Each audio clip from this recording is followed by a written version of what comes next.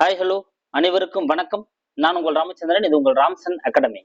நண்பர்களே, நம்ம இந்த வீடியோ என்ன பார்க்க போறோம் அப்படின்னா, தமிழ்நாடு பப்ளிக் கமிஷனான டிஎன்பிஎஸ்சி ஓகேங்களா, இவங்க என்ன பண்ணியிருக்காங்க அப்படின்னா,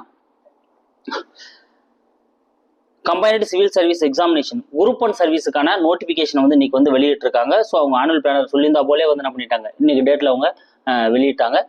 ஸோ அது அப்போ நம்மளுக்கு வந்து ஒரு பாசிட்டிவான ஒரு அப்ரோச் தான் ஓகேங்களா. அப்போ எக்ஸாம்ஸ் வந்து வரப்போகுது அப்படின்ற மாதிரி. ஸோ குரூப் 1 சர்வீஸை பொறுத்தவரையில் வந்து பார்த்தீங்கன்னா, நம்மளுக்கு ஏற்கனவே உங்களுக்கு தெரியும். ஸோ டிகிரி முடிச்சவங்க எல்லாருமே வந்து என்ன பண்ண முடியும், குரூப் 1 வந்து எழுத முடியும் அப்படின்றது உங்களுக்கு தெரியும். ஸோ அந்த பிரகாரம் நோட்டிஃபிகேஷன் வந்து இன்னைக்கு வந்திருக்கு.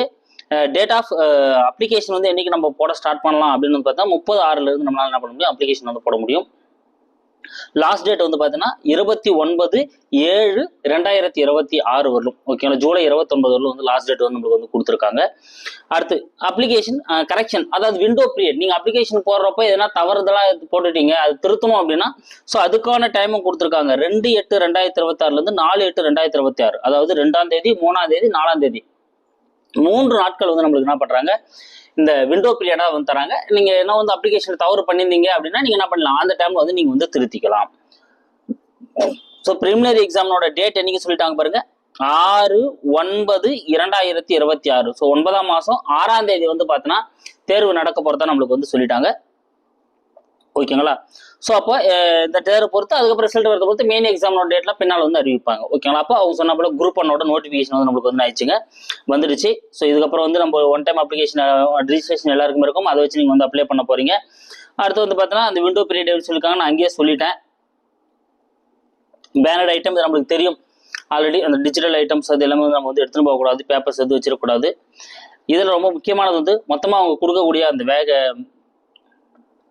வேக்கண்ட் எவ்வளோன்னு பார்த்தீங்கன்னா 26 ஓகேங்களா. ஸோ 26 தான் வந்து அவங்க கொடுக்கக்கூடிய அந்த வேக்கண்ட்டுங்க. ஸோ இதில் எது அதிகமாக இருக்குன்னா டெபுட்டி கலெக்டர் தான் வந்து, ஸோ டிசி அப்படின்னு சொல்லப்படக்கூடிய டெபுட்டி கலெக்டர் தான் வந்து அதிகமாக இருக்குது. 12 வேக்கன்ஸ் இருக்குது.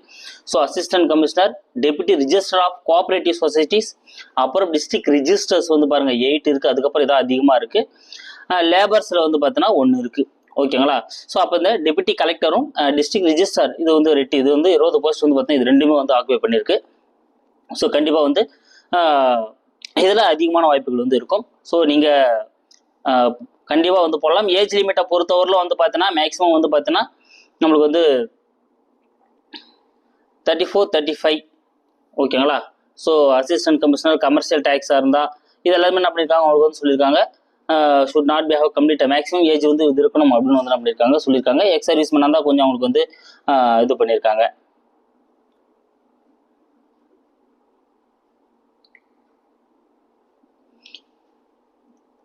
இதே வந்து பார்த்தீங்கன்னா எஸ்சி எஸ்டி எம்பிசி இவங்களா இருந்தா, அதாவது நாட் பிளாங்கிங் டூ அப்படின்னா வந்து என்னன்னா இந்த கம்யூனிட்டி சேராதவங்க, SC ST MBC DC OBC இதெல்லாம் சேராத ஓசி இருக்காங்க இல்லையா. ஸோ அவங்களுக்கு தனியாக வந்து என்ன பண்ணியிருக்காங்க கொடுத்துருக்காங்க. அவங்களுக்கு வந்து மேக்ஸிமம் வந்து பார்த்தீங்கன்னா 34 அப்படின்றத நிறுத்திருக்காங்க. ஸோ இங்கே வந்து பார்த்தீங்கன்னா மற்ற எல்லாருக்கும் வந்து 39 கொடுத்துருக்காங்க. இதில் இந்த பிஎல் டிகிரி ஓகேங்களா, இது வந்து பார்த்தீங்கன்னா கேண்டிடேட் வந்து அவங்களுக்கு வந்து 40 வரலும் வந்து கொடுத்துருக்காங்க. இங்கே எக்ஸ் சர்வீஸ்மேனா ஒரு 55 வரலும் வந்து இங்கே வந்து போகுது ஓகேங்களா. ஸோ அப்போ 39 அப்படின்றது வந்து பார்த்தீங்கன்னா நம்மளுக்கு இங்கே மேக்ஸிமம் ஏஜாக வந்து நம்மளுக்கு வந்து குறிப்பிட்டிருக்காங்க.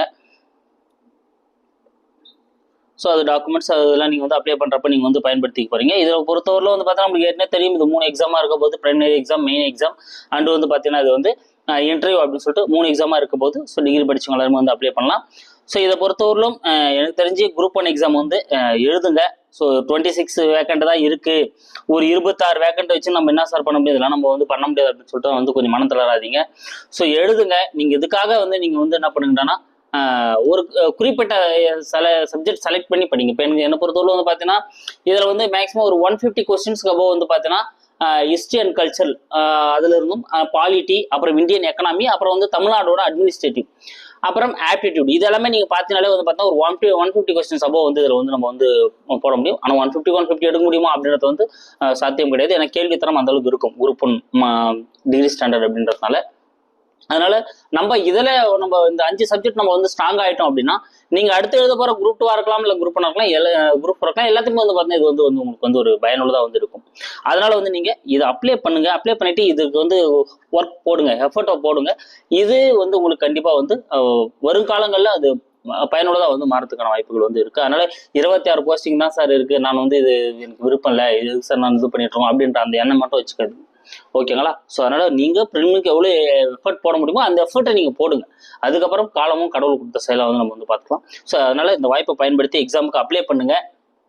அப்ளை பண்ணிட்டு உட்காந்து ப்ரிப்பேர் பண்ணுங்க. ஓகேங்களா? ஒரு இது முன்னே நீங்க ஒரு 4 ஹவர்ஸ் 5 ஹவர்ஸ் படிச்சிருந்தீங்கன்னா அதை 6 ஹவர்ஸாவோ 8 ஹவர்ஸாவோ மாற்றி ப்ரிப்பேர் பண்ணுங்க. அது டெய்லி வந்து நீங்க இந்த பாலிட்டி அண்ட் அப்புறம் வந்து பார்த்தீங்கன்னா ஆப்டிடியூட், எக்கனாமி, அப்புறம் வந்து பார்த்தீங்கன்னா ஹிஸ்ட்ரி அண்ட் கல்ச்சர், இதெல்லாம் நீங்கள் தமிழ்நாடு அட்மினிஸ்ட்ரேட்டிவ் இதெல்லாம் நீங்கள் டச் பண்ணிங்கனாலே ஓரளவுக்கு வந்து உங்களால் வந்து பார்த்தீங்கன்னா ப்ரிலிம்ஸை வந்து நீங்கள் வந்து கிளியர் பண்ணுற அந்த ஸ்டேஜுக்கு வந்து வர முடியும். ஸோ அதனால் சார் இதெல்லாம் வருஷ கணக்காக படிச்சுன்னு இருப்பாங்க சார், இதுக்குன்னே ப்ரிப்பேர் ஆகிறாங்க சார், கிளாஸ் போய் படிக்கிறாங்க சார், இந்த மனப்பான்மையெல்லாம் தூக்கி ஓரம் வச்சிருங்க. நம்ம எவ்வளோ எஃபர்ட் போட முடியுமோ அவ்வளோ எஃபர்ட் நம்ம போடுவோம், அவ்வளோதான். மற்றதெல்லாம் நீங்கள் எதுவுமே யோசிக்காதீங்க. நம்மளுக்கு வருமா வராதா, அவங்க படிக்கிறாங்க இவங்க படிக்கிறாங்க, அது எதுவுமே நீங்கள் வந்து யோசிக்காதீங்க. உங்களால் எவ்வளோ எஃபர்ட் இந்த எக்ஸாமுக்கு போட முடியுமோ அந்த எஃபர்ட்டை நீங்கள் போடுங்க. ஓகேங்களா? நம்மளால இந்த எக்ஸாமுக்கு இந்த எக்ஸாம் ஃபியரை வச்சு நம்மளால எவ்வளோ சிலபஸ் நம்மளால கவர் பண்ண முடியுமோ அவ்வளோ சிலபஸ் நம்ம என்ன பண்ணிக்கலாம், கவர் பண்ணிக்கலாம். அது நம்மளுக்கு ஒரு வகையில் வந்து பயனுள்ளதாக வந்திருக்கும். அதனால நீங்கள் வந்து எதுவும் நெகட்டிவ் யோசிக்காதீங்க. எக்ஸாமுக்கு அப்ளை பண்ணலாம் திங்க் பண்ணாதீங்க, நம்ம குரூப் 4 லெவலே இருந்துக்கலாம் அப்படின்னா யோசிக்காதீங்க. எக்ஸாமுக்கு அப்ளை பண்ணுங்க, ப்ரிப்பேர் பண்ணுங்க. ஸோ கண்டிப்பாக வந்து என்ன பண்ண முடியும், ப்ரிலிம்ஸ் வந்து கிளியர் பண்ண முடியும். நீங்கள் எஃபோர்ட் போட்டிங்க அப்படின்னா ப்ரிலிம்ஸ் வந்து கிளியர் பண்ண முடியும். அதனால் அதை நோக்கி வந்து போங்க. சொன்ன போல் வந்து செலக்டடாக வந்து படிங்க, ஃபுல்லாக வந்து படிக்காதீங்க. யூனிட் சிலபஸ் ஃபுல்லாக வந்து இந்த 3 மந்த்தில் வந்து கவர் பண்ணுறது கொஞ்சம் கடினமாக தான் வந்திருக்கும். சிலபஸ் ஃபுல்லாக எடுத்துக்காதீங்க. நான் சொல்ல போல இந்த செலக்டட் டாபிக்ஸ் எடுத்துட்டு அதை ஃபுல்லாக நீங்கள் வந்து கவர் பண்ண பார்த்தீங்கனாலே உங்களால் வந்து ஃபிலிம்ஸ் கிளியர் பண்ணுறதுக்கான வாய்ப்புகள் இருக்குது. அதனால் எவ்வளோ தூரம் உங்களால் எஃபர்ட் பண்ண முடியுமோ அந்த சப்ஜெக்ட்டுக்கு வந்து நீங்கள் எஃபர்ட் போடுங்க.